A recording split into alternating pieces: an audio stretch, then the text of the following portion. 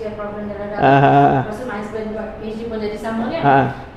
Masa PKP, masa tu kan kita semua duduk rumah, semua work from home kan, so sitting down like Aida said, kalau macam lecturer ni kan kita kan pergi kelas ni, pergi kelas ni, turun makan lah, pergi lab, pergi apa macam tu kan, so kita bergerak berjalan kan, tapi bila kita duduk je memang akan datang lah penyakit-penyakit macam ni kan. Betul. So masa PKP tu walaupun kita lecturer ke apa, kita kan duduk je kan, so memang I takut I akan berulang balik masalah yang sama, tengok husband macam tu kan. Masa tu dekat Facebook dia lalu lalang apa ni iklan yang dia macam bantal untuk duduk. Ada dekat office saya ada sekarang. Dia bentuk dia macam ni. Dia macam tu. Mana? Macam tu. Something like macam that. bantal leher tu. So kita duduk atas. But this is for sitting on lah, not for no, sitting lah. Untuk sitting. Okay, alright. Dia besar macam kita punya kerusi office tu, dia cover the whole seat. I bawa lah sekarang ke office. Lepas tu it claims that kalau guna sit down here dia akan okay, kita tak akan rasa sakit tu blablabla. Tapi tak salah kalau what's the word, macam tak tahu lah kalau psychologically placebo effect kan? Aku placebo effect ke tidak, tapi memang okey, memang I tak rasa apa-apa. Lepas tu macam my husband pun lepas tu okey. Alright. I have no idea if it's placebo effect ke tidak. No idea. I have dia bentuk macam ni, ada kat meja yang macam jaga untuk pinggang is it pinggang ke duduk? Boleh. Okey, boleh. Nanti kita boleh tengok sama-sama. Alright. Kita ada, kalau Zahir bagi break sekejap, dia turun. Okey, boleh. Okey. Lari naik. Naik turun. Naik dan turun. Alright, ini sambunganlah pada tadi contoh kita ada MSD kan. So kita work related MSD. So ada work related MSD saja, ada yang terlibat kepada lower limb dan upper limb saja. Ni just bagi reference sajalah. So kalau kata work related lower limb MSD tu ataupun occupational disease tadi, macam inilah, affecting the hips, knees dan leg. Macam OA, kita dapat bunion. Tahu bunion tak? Bahasa term lain dia pakai hallux valgus. Lagi betul.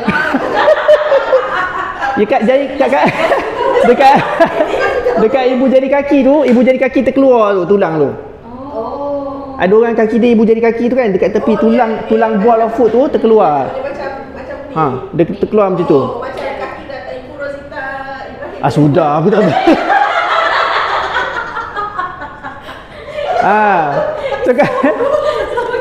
So kalau Google hallux valgus, HALLUX, hallux VALGUS. Siapa cikgu je dia nak Makcik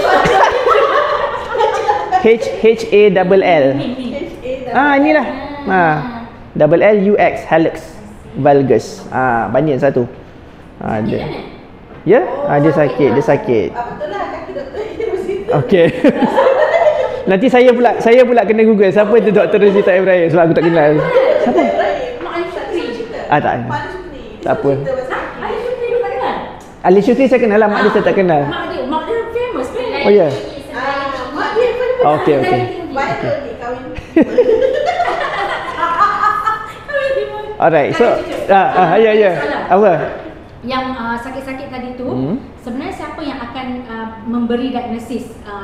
Medical doctor macam general practitioner ke ataupun occupational therapist? Baik, untuk praktis dekat Malaysia ni, biasa kita occupational therapist kita tak buat diagnosing. Okay, diagnosing is done by the doctor lah. Whether you see a general practitioner, dia akan bagi tahu GP lah. GP boleh boleh bagi diagnosis. Biasanya kalau contoh tapi kalau kata contoh dia tak boleh nak slide sebelum ni. Contoh dia tak boleh nak bagi, katalah dia nampak macam ada. Contoh saya rasa awak ada sciatica. Tapi dia perlukan further investigation, dia akan tulis further investigation, pergilah hospital check, dia buat MRI ke, dia buat scan ke, dia akan tulis kat situ to rule out. Dia akan suggest. So kan tulis gitu, to rule out, TRO sciatica. So nanti pihak hospital akan tahulah, this is coming to confirm whether or not this patient has this on this and this. Macam tu. So kita sebagai occupational therapist ni biasa kita teori. Bila patient dah sampai kat kita, dia diagnosis, their diagnosis is known. Faham. Dia diagnosis. Saya tak akan datang dan teka. Agaknya cumanya bila kawan-kawan datang kita bagi tahulah. Cuma itu sebenarnya. Itu sebenarnya kalau macam sakit pinggang. Lecturer kan tua-tua. Veteran. Kita boleh bagi suggestion. Tapi dia macam kita macam doktor jugalah. Sebabnya doktor kalau dia tak sure dia akan cakap lah, you can have some more investigation done so that we can be sure whether or not this is the case. Macam itulah. Okay? Alright. Okay. So yang ni kita tengok kita akan discuss lah ergonomic risk factor selepas ni. So risk factor memang ada banyak. So kat sini kita boleh tengok awkward posture, forceful and sustained exertion, repetitive motion. Tadi sustained exertion, sustained posture pun ada, vibration, contact stress dengan environmental risk factor. So nanti kita akan discuss lah apa satu-satu ni semualah. Okay. So untuk kenal pasti risk-risk ni yang ada banyak ni tadi, sampai 1, 2, 3, 4, 2, 4, 7 ni tadi, kita kenalah buat benda ni ergonomic risk assessment ataupun ERA. So ERA generally is being developed untuk dibuat oleh konsultan. Macam saya kata tadi, akan ada orang datang buat.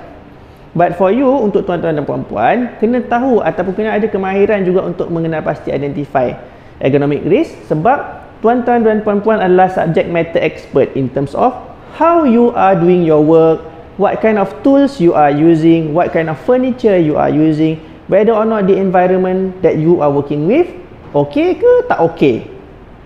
Kita lebih faham dan kita lebih tahu. Konsultan dia datang daripada luar, dia akan pergi juga kat kita. Dia akan pergi juga pada tuan-tuan dan puan-puan dan dia akan tanya, puan, setakat ni duduk kerusi yang macam mana? Meja macam mana? Boleh adjust ke? Tak boleh adjust ke? Lampu cukup ke? Tak ke ada yang mati? Aircon sejuk sangat ke? Tak? Bising tak? Dia akan tanya soalan ni. Dia akan tanya siapa? Kita juga, orang yang bekerja. So it is a matter, not a matter of kita nak buat ke tak. It's just a matter of having the initiative to do this identification in the first place, supaya sebelum benda tu teruk kita dah identify. So ini company lah yang yes, biasanya akan ada yang terlibatnya, akan yang main role kat sini kebiasaannya mungkin HR, ataupun kalau ada korang ada macam macam OSH sendiri, mungkin pun boleh juga terlibat kat sini. Tapi kalau kata company tu tak ada macam university contoh, tak adalah OSHA, kan? So benda ni mungkin akan go back kepada HR untuk implement.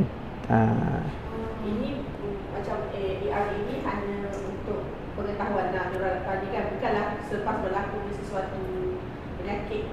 Okay. Very good. Dia dah ke depan dah. Kejap lagi kita cover. Kita cover macam mana boleh jadi, macam mana how can we come to an ERA? Macam mana kita boleh decide nak buat ERA tu. So what you're asking is whether it can be a proactive punya intervention or a reactive one. Sebenarnya belum ada kecederaan kita dah identify siap-siap, atau dah ada report baru kita nak buat. Both sides can be done. Cumanya itulah. Okay? Alright. So ni dia kita punya flowchart. So flowchart untuk ERA. So untuk kita punya purpose, kita akan tengok sampai sinilah, sampai initial ERA ni. Yang bawah ni tak payah tengok sangat lah.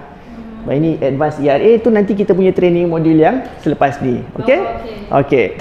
Okay. So yang atas ni kita tengok ada beberapa cara di mana kita punya ERA can be activated. Maksudnya macam mana kita boleh sampai ke decision untuk buat ERA tu tadi. So kita boleh melalui screening. Ada employee self-assessment ataupun ada review of record. Contoh, saya bagi hari ni satu assessment kepada kita punya group of clients. Dan group of clients kita, employees lah, dia akan tengok, oh saya ada sakit belakang tak? Ada. Dah berapa lama sakit? Sebulan. Sakit ni sampai kena ambil cuti ke? Ya. Mengganggu tugas? Ya. So kita boleh identify. Daripada screening tersebut akan bagi tahu sama ada benda itu bermasalah ataupun tidak. Tunggu satu. Ataupun kalau mungkin kita tak ada screening macam tu, kita boleh je tengok rekod yang ada. Contoh macam tadi cakap pasal HR kan. So kenapa saya kata HR memainkan peranan yang penting? Because they usually have this kind of records. How many employees are taking MCs, why they are taking MCs, or maybe if not MC, kenapa absent. Contoh in production company, orang ni tak datang. Kenapa tak datang? Dia bagi MC. Saya MC bos, sakit pinggang. So kalau kata dalam company tersebut, dia review dia punya rekod, dan tengok, bulan ni saja ada 200 orang MC sebab sakit pinggang. So that might trigger something. Why everybody is having the same issue? Ramai sangat orang MC sakit pinggang. So that could lead to this lah, ERA. Okay, another jalan yang lain ni sama ada kadang-kadang ada komplain. Ada orang komplain dekat mana? JKT dekat labor office contohnya. Dia komplain, tempat kerja saya ni ramai orang sakit belakang tapi bos tak buat apa-apa. So diorang akan go down to the company to actually initiate. Boleh je, komplain je lah. Sebab namanya pun komplain, dia accept je.